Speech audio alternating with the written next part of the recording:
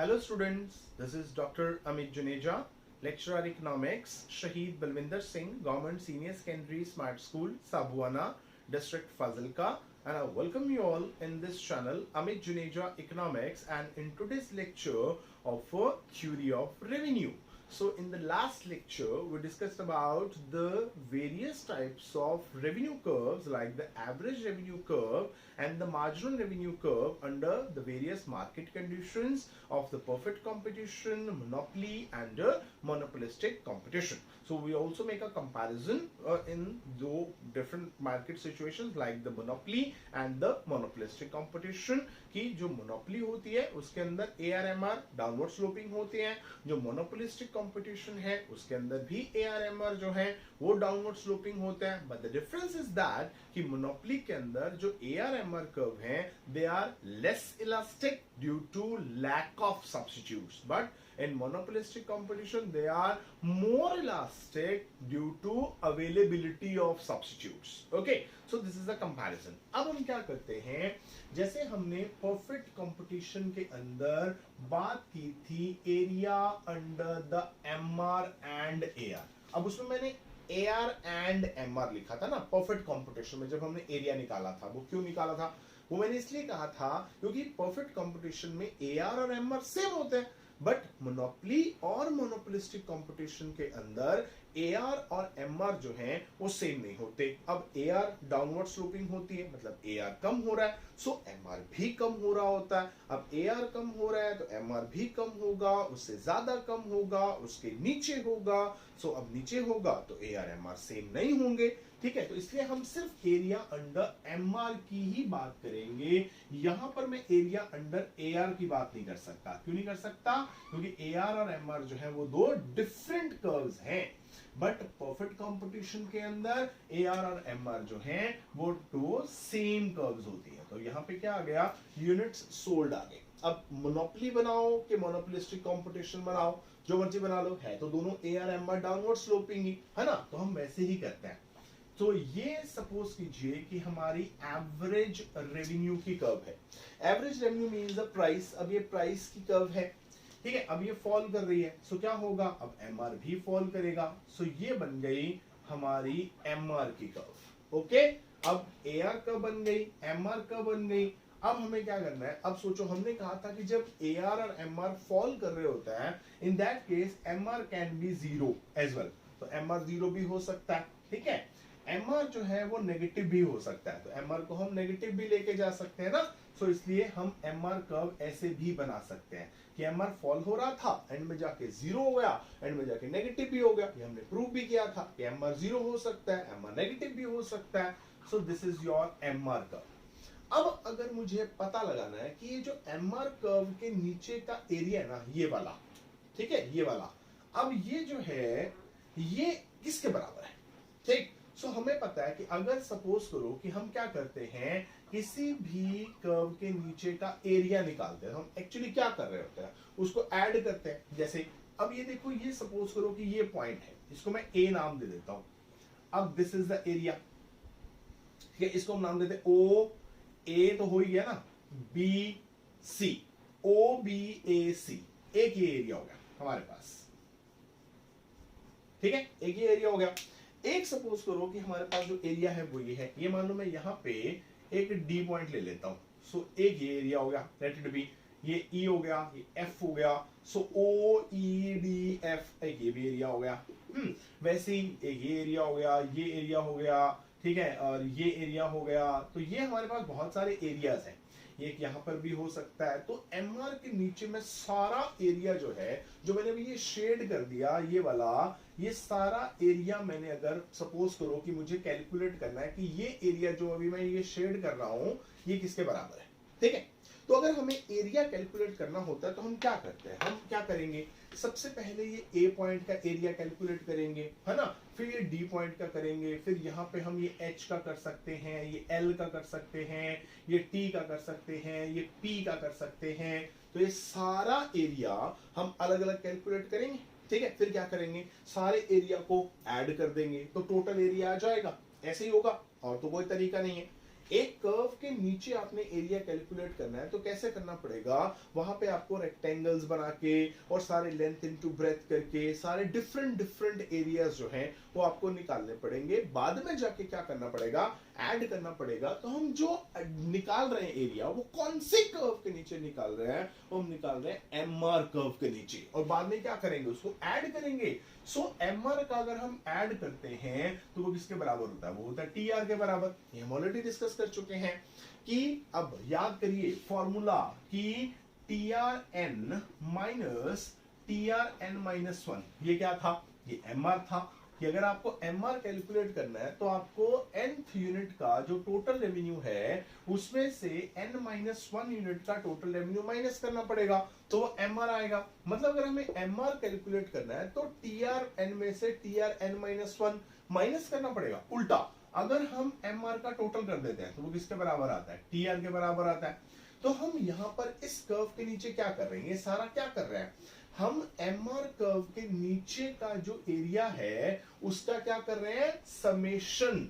Summation किसका कर रहे हैं, एम आर का। अगर एम आर का समेशन करेंगे तो वो किसके बराबर है, टी आर। सो ध्यान रखिएगा कि जैसे हमने बात की थी कि जो मार्जिनल कॉस्ट कर्व है उसके नीचे का जो एरिया होता है अब वो टोटल कॉस्ट नहीं होता। क्यों नहीं होता, क्योंकि मार्जिनल कॉस्ट जो है वो वेरिएबल कॉस्ट होती है। याद करो मैंने कराया था, तो उसके नीचे का जो एरिया है वो टोटल वेरिएबल कॉस्ट के बराबर होता है। बट अगर हम मार्जिनल रेवेन्यू कर्व का एरिया निकालें तो वो टोटल रेवेन्यू होता है। अगर हम मार्जिनल प्रोडक्शन कर्व का एरिया निकालें तो वो टोटल प्रोडक्शन होता है। जब भी आप किसी भी मार्जिनल कुछ भी, marginal production, marginal revenue, marginal cost, जो मर्जी हो सकता है, अगर आप इन सभी कर्व के नीचे का एरिया कैलकुलेट करेंगे तो वो टोटल के इक्वल होगा। मार्जिनल प्रोडक्शन ये जो कर्व है उसका एरिया नीचे का टोटल प्रोडक्शन के इक्वल, मार्जिनल रेवेन्यू कर्व के नीचे का एरिया टोटल रेवेन्यू के इक्वल, और मार्जिनल कॉस्ट के नीचे का एरिया टोटल वेरिएबल कॉस्ट के अकॉर्डिंगली। याद रखना, सिर्फ आपको ये ध्यान रखना है क्योंकि मार्जिनल कॉस्ट सिर्फ वेरिएबल कॉस्ट होती है। इसमें हम बाद में क्या करते हैं, टोटल फिक्स्ड कॉस्ट ऐड करके और टोटल कॉस्ट जो है वो हम कैलकुलेट कर लेते हैं। सो अब ये जो है वो हो जाता है आपका area under the MR curve under both conditions. अगर मोनोपोली है या मोनोपोलिस्टिक कंपटीशन है, दोनों में वो सेम रहेगा। कई बार आपको मैंने एक दो बुक्स के अंदर देखा कि जो एआर कर्व है अब उसको ना थोड़ा सा अजीब तरीके से बनाया होता है। मैंने एक दो बुक्स में चेक किया तो वहां पे उन्होंने क्या किया हुआ है, उन्होंने जो एआर कर्व बनाई हुई है, मैं थोड़ी बहुत डाउट्स भी यहाँ पे आपको क्लियर करा दूं। जो एआर कर्व है वो कुछ इस तरह से बनाई हुई थी कि यहाँ पर यूनिट्स सोल्ड कर दिए और यहां पे उन्होंने लिख लिया AR और यहां पे लिख लिया MR। तो उन्होंने क्या किया, जो AR कर्व है वो ऐसे बनाई, AR नीचे आ रही है, नीचे आ रही है, आ रही है, आ रही है, उसको एक्सिस के साथ टच करा दिया यहां पे, ठीक है। और उसके बाद क्या किया, MR कर्व बनाई, MR कर्व डाउनवर्ड स्लोपिंग है तो MR नीचे आई, एक्सिस के साथ टच करा, ये लगे, ये MR बना दी। अब MR में तो कोई डाउट नहीं है, MR तो क्लियर है, ठीक है। MR तो 0 हो सकता है, MR नेगेटिव भी हो सकता है, बिल्कुल ठीक है, सही है, कोई शक नहीं। बट ये जो AR को यहां पे टच कराया, ये AR कर्व को, ये गलत है। गलत क्यों है, अब इसको दो पॉइंट ऑफ व्यू से सोचा जा सकता है। मैं आपको दोनों पॉइंट ऑफ व्यू कराता हूं। एक पॉइंट ऑफ व्यू से ये ठीक लगेगा, एक पॉइंट ऑफ व्यू से ये गलत लगेगा। Now the choice is yours. आप उसको कैसे बनाना चाहते हैं, आपको दोनों में से जो लॉजिक पसंद आए आप वो रख लीजिएगा, ठीक है। तो इसमें क्या है कि अगर मैं बोलूं कि हम AR कर्व में on the X axis we are at point A, okay. अब यहां पे देखो क्या है, यूनिट्स सोल्ड है। इसका मतलब कि अगर आप A पॉइंट पे हैं, इसका मतलब आप कितने यूनिट सेल कर रहे हैं, आप सेल कर रहे हैं OA unit, OA unit sell हो रहे हैं। But what is the price, क्योंकि एवरेज रेवेन्यू और प्राइस सेम होते हैं। अब प्राइस कितना है, प्राइस तो 0 है, इसका मतलब आप प्राइस आपका है 0। इसका मतलब आप 0 प्राइस पे यूनिट सोल्ड कर रहे हैं OA। देखो OA यूनिट सोल्ड कर रहे हैं। अगर आप AR कर्व को एक्स एक्सेस के साथ टच कराते हैं, इसका मतलब ये होता है कि प्राइस तो आपका जीरो हो गया। जीरो प्राइस पे आप ओए यूनिट सोल्व कर रहे हैं, इसका मतलब क्या, आप तो चीज फ्री में दे रहे हैं। क्या कभी कोई भी शॉपकीपर अपनी कम्युनिटी फ्री में देगा? फ्री में देगा मतलब वो तो कम्युनिटी जो है वो तो फ्री ऑफ कॉस्ट मिल रही है। और इसका मतलब ये हो सकता है कि वो कम्युनिटी जो है वो पहली बात तो नॉन स्केर्स गुड्स हैं जो आपको फ्री में मिल रहे हैं। तो जो नॉन स्केर्स गुड्स हैं उनको तो हम इकोनॉमिक्स में लेते ही नहीं है, क्योंकि हम इकोनॉमिक्स में हमेशा स्केर्स गुड्स लेते हैं विच हैव अ प्राइस। तो इसलिए प्राइस जीरो नहीं हो सकता किसी भी कम्युनिटी का। कोई भी कम्युनिटी आपको मार्केट के अंदर फ्री ऑफ कॉस्ट नहीं मिल सकती। ठीक है।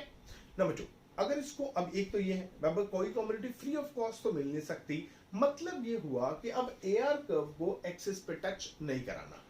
अगर मैं इसको सोचूं एक बायर के पॉइंट ऑफ व्यू से, फिर ये हो सकता है कि अगर मान लो कोई शॉपकीपर मेरे को कम्युनिटी फ्री में दे भी देता है, मान लो वो कहता है कि मान लो कि जैसे लंगर है, वो कहता है लंगर में तो फ्री होती है ये चीजें, और लंगर में फ्री नहीं होती हैं, लंगर में आपको फ्री मिलती हैं, होती नहीं है। क्योंकि सोचो क्या लंगर फ्री में बनता है? आप गवर्नमेंट हॉस्पिटल में जाते हैं, आपको वहां पे मेडिसिन फ्री मिलती हैं, इसका मतलब क्या वो वाकई में फ्री है क्या? उसको मैन्युफैक्चरिंग कॉस्ट नहीं पड़ी है क्या?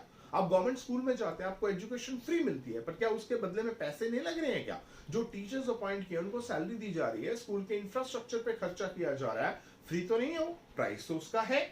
प्राइस हर एक चीज का होता है, जिन चीजों का प्राइस नहीं होता ना, लाइक द सनलाइट और द एयर, हाँ, तो अब ये चीजें तो नॉन स्केर्स हैं, इसको हम इकोनॉमिक्स में लेते ही नहीं है। तो अगर मैं इसको बायर के पॉइंट ऑफ व्यू से सोचूंगा, चल यार फ्री मिल रही है तो ये लंगर है, तो लंगर में मैं ज्यादा मान लो कहता है ए पॉइंट पे हूं तो 5 चपातियां खा सकता हूं, ठीक है। बट ये एक्सेप्शनल केसेस है, ऐसे मत कीजिएगा।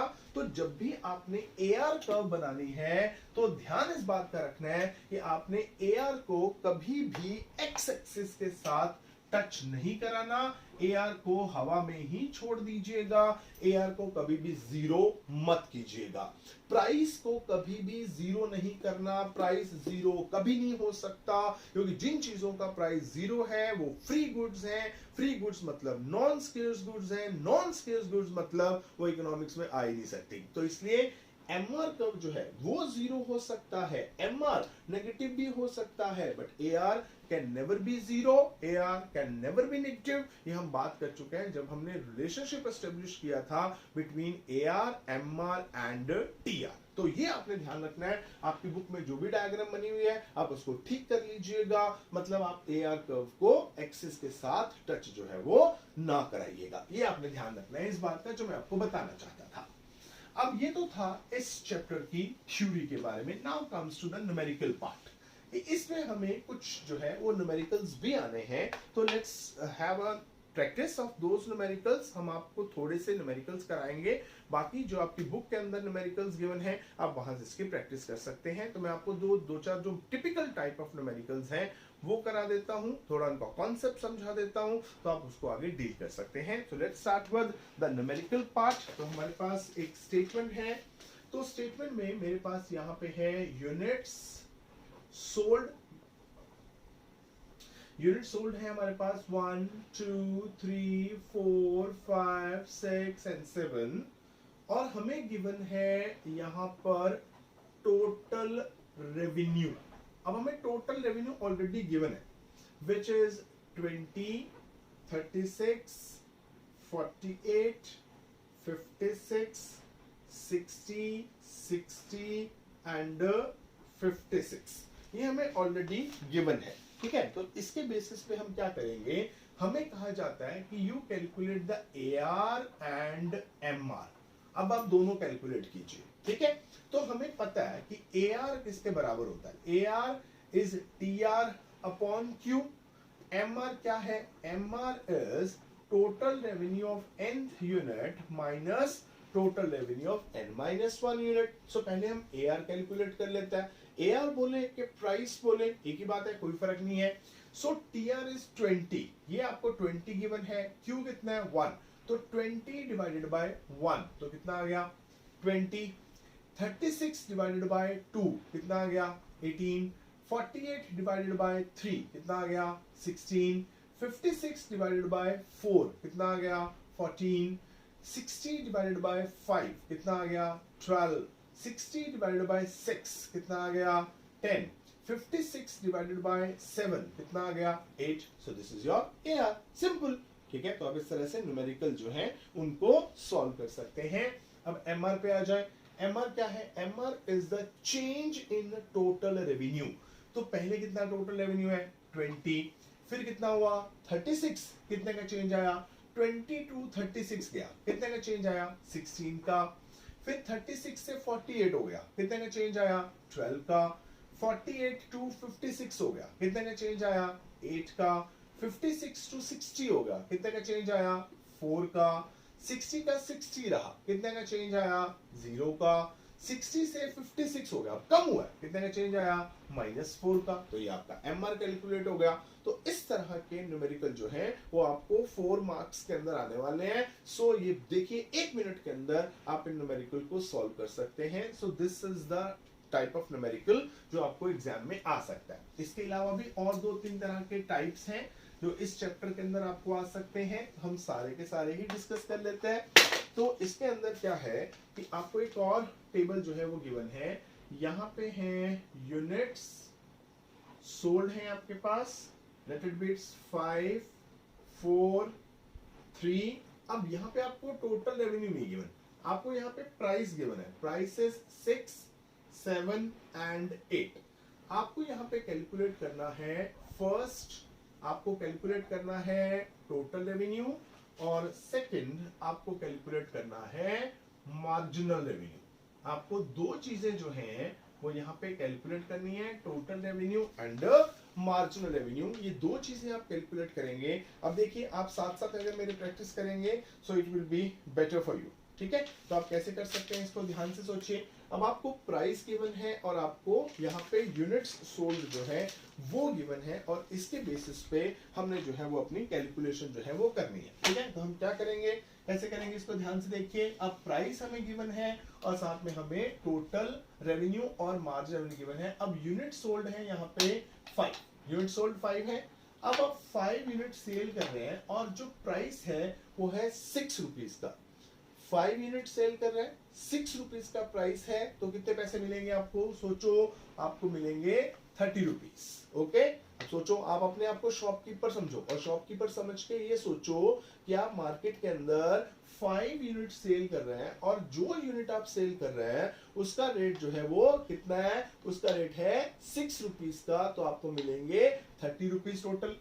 अब जो आप यूनिट सेल कर रहे हैं वो कर रहे हैं 4। ओके, जो प्राइस आपको मिल रहा है वो मिल रहा है 7। 4 यूनिट सेल हो रहे हैं और प्राइस जो है वो आपको मिल रहा है 7 रुपए का, तो आपको कितने पैसे मिलेंगे? 28। ओके, नाउ अब प्राइस है आपकी कम्युनिटी का 8 रुपीज और आप 3 यूनिट सेल कर रहे हैं, तो आपको कितने पैसे मिलेंगे? 24 रुपीज आपको मिलेंगे। ठीक है, ये हो गया ना। अब यहाँ पे आप इसको कैलकुलेट कर सकते हैं। मार्जिनल रेवेन्यू कितना है? पहले तो आप 30 का 30 लिख लीजिए क्योंकि टोटल रेवेन्यू आपका 30 है। ठीक है, उसके बाद कितना हो गया? 28, कितने का चेंज आया? -2 का, तो -2 आ गया। उसके बाद 28 से कितना हो गया? 24, कितने का चेंज आया? -4 का, तो -4 लिख दीजिए। तो ये क्या हो गया? ये यहाँ पे आप मार्जिनल रेवेन्यू जो है वो आप ऐसे कैलकुलेट जो है वो कर सकते हैं। तो ये भी आपका एक न्यूमेरिकल हो जाता है। उसके बाद एक और न्यूमेरिकल हम करते हैं इसमें। इसमें थोड़ा सा टिपिकल आ जाता है, कई बार हम उसको लिखते हैं यहाँ पे। तो यहाँ पे आपको गिवन है units sold which is 1, 2, 3, 4, 5 and 6। अब आपको यहाँ पे ना एक चीज नहीं गिवन है। अब ये आमतौर पे जो मैं अभी आपको कराने वाला हूं ये आपको आमतौर पे देखने को मिलता है। यहाँ पे टोटल रेवेन्यू है, यहां पर एवरेज रेवेन्यू है और यहां पर मार्जिनल रेवेन्यू है। आमतौर पे आपको एग्जाम में इसी तरह के न्यूमेरिकल आते हैं जो मैं भी आपको ये वाला कराने वाला हूं। ठीक है, यहाँ पे आपको टोटल रेवेन्यू गिवन है 10, उसके बाद ना 2 ब्लैंक्स है यहाँ पे, फिर आपको गिवन है यहाँ पे 28 और उसके बाद फिर 2 ब्लैंक्स है। इधर एवरेज रेवेन्यू में पहले पे ब्लैंक है, सेकंड 9 है और उसके बाद सारे ही ब्लैंक्स हैं। ठीक है, फिर इधर मार्जिनल रेवेन्यू की बात करें, फर्स्ट पे ब्लैंक है, सेकंड पे ब्लैंक है, फिर आपको गिवन है थर्ड पे आपको 6 गिवन है, फिर ब्लैंक है, फिर आपको 2 गिवन है और फिर आपको 0 गिवन है। अब आपको ये ब्लैंक्स फिल करने हैं। ओके, सो ब्लैंक्स जो है वो कैसे फिल होंगे अब आप ध्यान से देखिए। यहाँ पे ये कंफ्यूजन क्रिएट कर देता है कई बार, और बहुत सिंपल है वैसे तो। अब ध्यान से सोचिए, 1 बाय 1 चलेंगे, इकट्ठा नहीं करना, 1 बाय 1 चलेंगे, सारे ठीक हो जाएंगे। कैसे? देखिए, आपने 1 यूनिट सोल्व किया, थोड़ा अपना ना देसी दिमाग लगा लीजिएगा, देसी दिमाग लगाएंगे तो ठीक रहेगा, आंसर आपके सही आ जाएंगे। तो क्या है, अब देखो कि आपने 1 यूनिट सेल किया, आपको उसके बदले में 10 रुपए मिले, टोटल रेवेन्यू इज 10। ओके, इसका मतलब आपने वो चीज कितने में सेल की होगी? सोचो, आपने 1 यूनिट सेल किया है, एक, और उसके बदले में आपको 10 रुपीज मिले हैं। 1 यूनिट आप सेल करो, उसके बदले में अगर आपको 10 रुपीज मिल रहे हैं, इसका मतलब उसका प्राइस कितना होगा? 10। तो निकल गया ना एवरेज रेवेन्यू। तो यहां पे हमने लिख दिया 10। ठीक, अब एवरेज 10 है तो अभी तो फर्स्ट यूनिट है, तो मार्जिनल में कितना हो गया? 10। अब अगले में देखो, अगले में आपको टोटल रेवेन्यू नहीं पता, पर अगले में उसने आपको एवरेज रेवेन्यू यानी कि प्राइस दे दिया। अभी जो कम्युनिटी है उसका प्राइस जो है वो 9 रुपीज है। अब देखो, आप 2 यूनिट सेल कर रहे हैं और जो प्राइस है वो है 9 रुपी एक कम्युनिटी का, क्योंकि एवरेज रेवेन्यू है, average revenue is the price. जो आप 2 यूनिट सेल कर रहे हैं, प्राइस जो है वो है 9 रुपी पर यूनिट। 9 रुपए की आप 2 चीजें बेचेंगे तो आपको टोटल कितने पैसे मिलेंगे? 18। तो यहाँ पे टोटल रेवेन्यू 18 आ गया ना। अब देखो, पहले टोटल रेवेन्यू 10 था, अभी कितना हो गया? 18। कितने का चेंज आया? 8 का। तो मार्जिनल कितना हो गया? 8। तो साथ के साथ ब्लैंक्स फिल हो रहे हैं। अब अगले में देखो, अगले में ना आपको टोटल रेवेन्यू पता, ना आपको एवरेज रेवेन्यू पता, पर थर्ड का आपको मार्जिनल पता है। वो कहता है थर्ड का मार्जिनल है 6। मतलब जब थर्ड यूनिट सेल किया तो मार्जिनल रेवेन्यू 6 है। इसका मतलब मार्जिनल रेवेन्यू होता क्या है? मार्जिनल रेवेन्यू होता है चेंज इन टोटल रेवेन्यू। वो कहते हैं जब हमने थर्ड यूनिट सेल किया तो टोटल रेवेन्यू में 6 का चेंज आया, क्योंकि मार्जिनल 6 है। Marginal is a change in total, तो टोटल में 6 का चेंज आया। टोटल ऑलरेडी 24 जो है वो टोटल ऑलरेडी हमारा 18 है, इसमें 6 का चेंज और आ गया। इसका मतलब ये कितना हो गया? 24। ठीक, देखो 18 ऑलरेडी था, वो कहता है थर्ड का मार्जिनल 6 है। मतलब जब थर्ड यूनिट सेल किया तो टोटल रेवेन्यू में 6 का चेंज लाना है हमने। 18 वो पहले था, 6 का चेंज लाया तो 24 हो गया। इसका मतलब आपने अब 3 यूनिट सेल किए, उसके बदले में आपको 24 रुपीज मिले। 3 यूनिट सेल करके आपको 24 रुपीज मिले, तो 1 यूनिट पे कितने मिले आपको?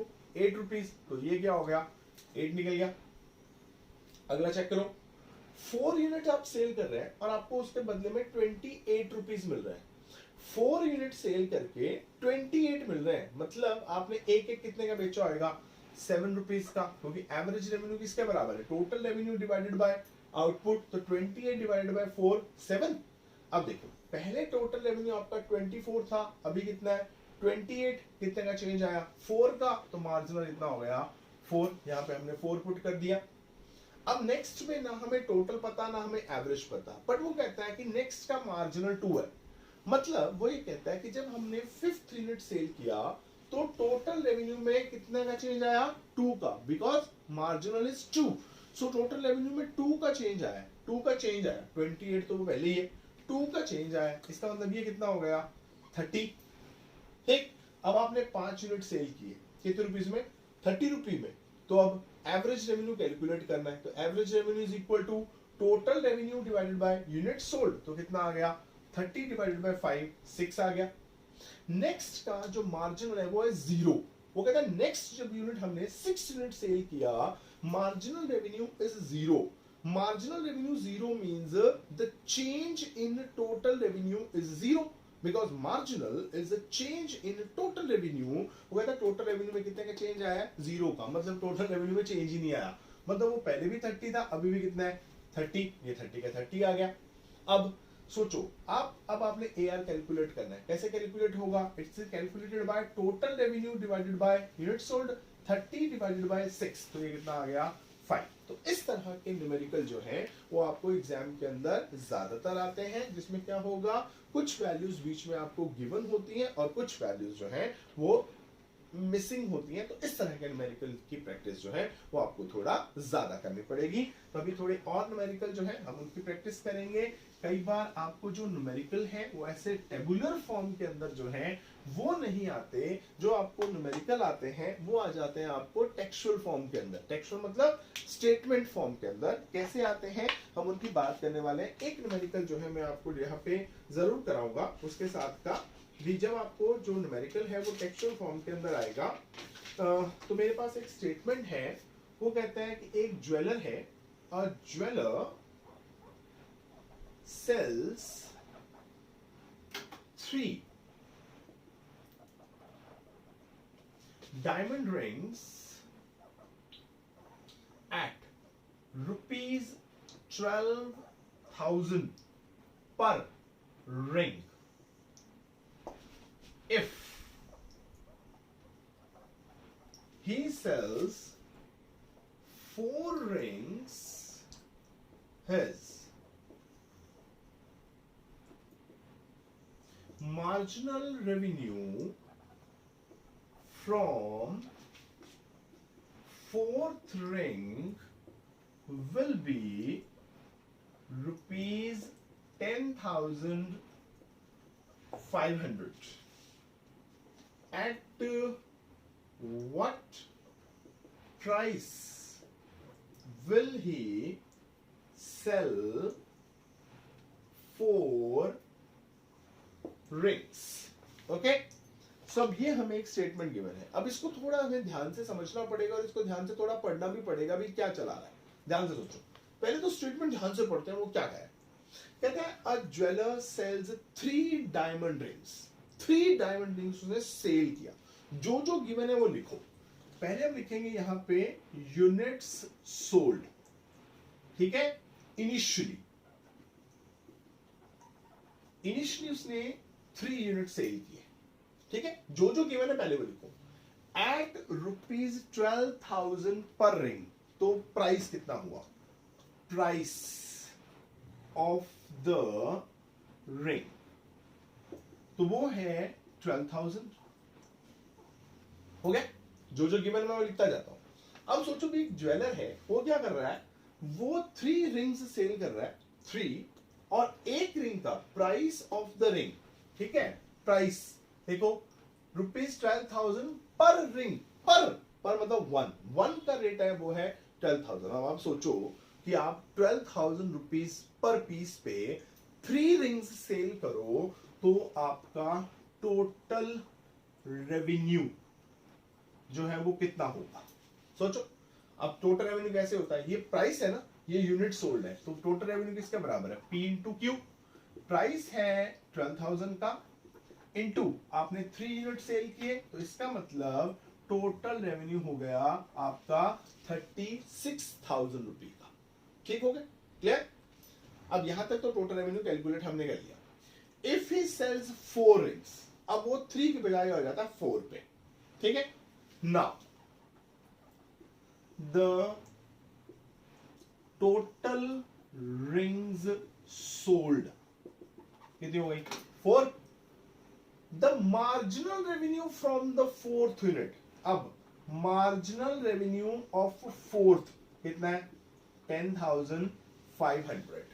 मतलब जब उसने 4th रिंग सेल की, तो 4th रिंग का मार्जिनल रेवेन्यू वो है 10,500। अब मार्जिनल रेवेन्यू होता क्या पहले तो सोचो, वो है चेंज इन टोटल रेवेन्यू। अब टोटल रेवेन्यू ऑलरेडी 3 यूनिट पे जब वो 3 रिंग सेल कर रहा था तब कितना था? 36,000। अब वो 4 यूनिट सेल कर रहा है, अब टोटल रेवेन्यू कितना होगा? सोचो, विद 3 यूनिट पे ऑलरेडी 36,000 वो अर्न कर रहा था। जब 4th यूनिट सेल करता है तो उसका मार्जिनल 10,500 है। मतलब जब 4th यूनिट सेल करता है तो उसके टोटल रेवेन्यू में 10,500 का चेंज आता है। नाउ क्या होगा? Total revenue of 4 units. अब 4 यूनिट का टोटल रेवेन्यू कितना? देखो, 3 यूनिट का ऑलरेडी 36,000 था। जब 4th यूनिट सेल किया तो 10,500 और आ गए उसके पास, तो प्लस कितना आ गया? 10,500। ठीक है, अब इसको टोटल करें तो कितना बना, ये बना 46,500। ठीक है, 46,500 उसको टोटल मिला है, कितने रिंग्स बेच के, 4। अब हमें क्या निकालना है, कहता है at what price he sell the 4 rings, at what price. अब प्राइस का मतलब क्या, प्राइस हमें क्या कैलकुलेट करना है, हमें कैलकुलेट करना है एआर। अब एआर किसके बराबर है, एआर है टीआर अपॉन क्यू। ठीक, अब वो कितने का आपका एआर पूछ रहा है, 4 रिंग्स का, तो यूनिट सोल्ड कितने, 4, तो टोटल रेवेन्यू भी किसका लेंगे, 4 का, यानी कि 46,500 का। तो 46,500 को हम 4 के साथ डिवाइड कर देते हैं। सो 4 और 4 1, यहाँ पे 6 है, नीचे 4 है, 1 2 2 25, 25 में आ गया 6। ठीक है, 6 तो 1 10, 10 पे 2, तो यहाँ पे आ गया 5, तो 11,625 is the price at which he sold the 4 rings. क्या, ठीक है, तो रिपीट कर लेते हैं एक बार। जो गिवन है पहले वो लिखना है, a jeweler sells 3 diamond rings, तो यूनिट सोल्ड हो गए 3 एट अ प्राइस ऑफ 12,000, तो प्राइस हो गया 12,000 का। तो इसका मतलब टोटल रेवेन्यू है P इंटू क्यू के बराबर, 12,000 इंटू 3 दैट इज 36,000। तो 3 रिंग्स बेच के उसको 36,000 मिला। फिर उसने क्या किया, 4th रिंग बेची।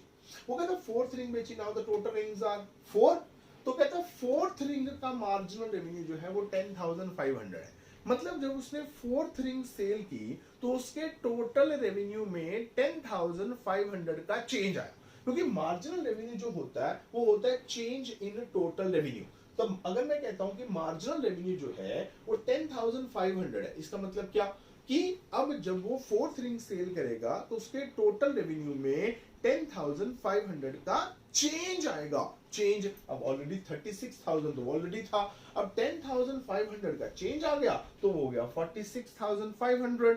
मतलब 4 रिंग सेल करके उसको टोटल रेवेन्यू मिला 46,500। वो कहता है ये बताओ कि 4 की 4 रिंग उसने कौन से प्राइस पे सेल की, तो प्राइस और एआर सेम होता है, मतलब हमें एआर कैलकुलेट करना है। एआर किसके बराबर है, टीआर अपॉन क्यू। जो हमें यहाँ पर प्राइस कैलकुलेट करना है वो कितने यूनिट्स का करना है, 4 का, यानी क्यू कितना 4, तो टीआर भी कितने का लेना पड़ेगा, 4 का। तो 4 का टीआर कितना है, 46,500। तो 46,500 को अगर हम 4 के साथ डिवाइड कर देते हैं तो आंसर विल बी 11,625। सो ये आपका न्यूमेरिकल जो है वो सॉल्व हो जाता है। तो इस तरह के न्यूमेरिकल जो है वो आपको यहाँ पे देखने को मिल सकते हैं। तो आपकी बुक में बहुत सारे न्यूमेरिकल जो हैं वो इस तरह के दिए हुए हैं, तो आप इनकी प्रैक्टिस जो है वो कर सकते हैं। एक न्यूमेरिकल हम और कर लेते हैं, ठीक है, ताकि और थोड़ी प्रैक्टिस हो जाए। यहाँ पे हमारे पास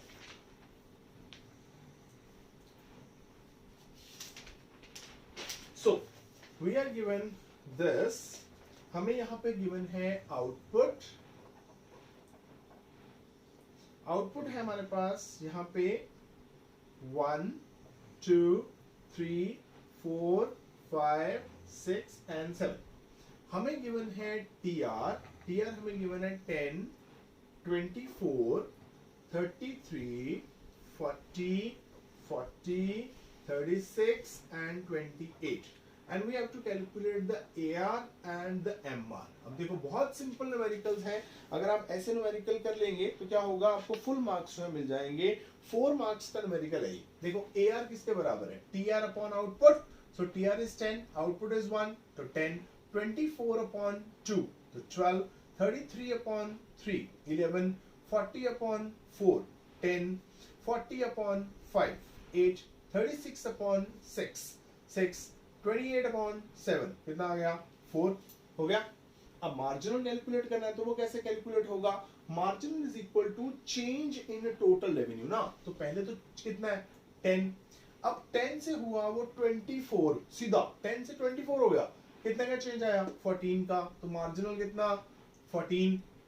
ठीक, उसके बाद अब टोटल रेवेन्यू देखो, अब 24 से 33 कितने का चेंज आया, 24 से 33 हुआ, कितने का चेंज आया 9 का, तो ये 9 हो गया। ठीक है, उसके बाद 33 से हुआ 40, कितने का चेंज आया 7 का, तो ये 7 हो गया। 40 से 40 का चेंज आया नहीं आया ना, तो कितना हो गया 0। 40 से 36 हुआ, कितने का चेंज आया? 4 का। ठीक, 36 अब 4 का आया पर किसमें? माइनस में, क्योंकि 40 से वो 36 हुआ है, 40 से 36 हुआ तो 4 का चेंज आया, बट वो क्या हुआ? कम हुआ है। कम हुआ तो क्या करेंगे? -4 लगाएंगे। उसके बाद 36 से 28 हो गया, अब कितना का चेंज आया? अब 8 का चेंज आया है, बट इसमें माइनस में, तो आपने ये माइनस और प्लस का ध्यान जो है वो जरूर रखना है। तो अगर ये गलती हो गई तो पूरा न्यूमेरिकल गलत हो जाएगा। सो इस तरह के न्यूमेरिकल आपकी बुक के अंदर है, सो आप उसकी प्रैक्टिस कर सकते हैं। So this is all about the concepts of revenue. In the next lecture we will with another chapter, so we'll meet again in the next lecture. Till then, it's goodbye from my side. Thank you very much and all the best.